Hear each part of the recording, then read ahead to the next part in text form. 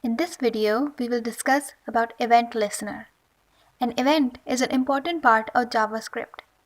A web page responds according to an event occurred. Some events are user-generated and some are API-generated. An event listener is that procedure in JavaScript which waits for an event to occur. Simple example of an event is user clicking the mouse and the cursor appears, or pressing a key on the keyboard. By doing so, an event occurs. Let's see how we write an event in JavaScript.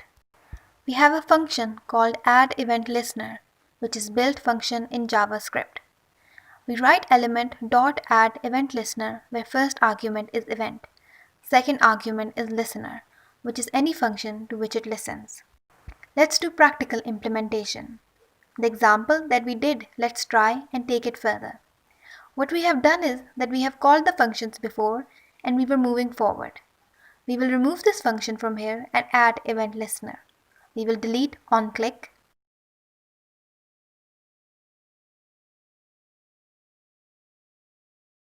Okay, I have removed onClick here and I have given it an ID button. We will go to the JS file and write document.getID. I will take any available here, var, and write document.getElementById and will call the button I created before. After doing this, we will attach EventListener by writing s.addEventListener. And here I have click in argument.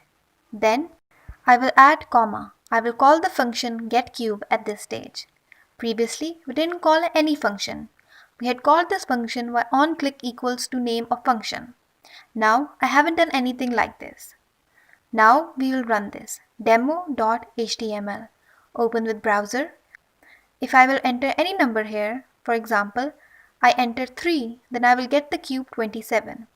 In the previous video, I discussed DOM. Let's see that. I have loaded a browser page. With inspect, I will check in elements. I have got DOM here. HTML is appearing with head. All what is loaded here is DOM. This was a short example in which we discussed how to add EventListener.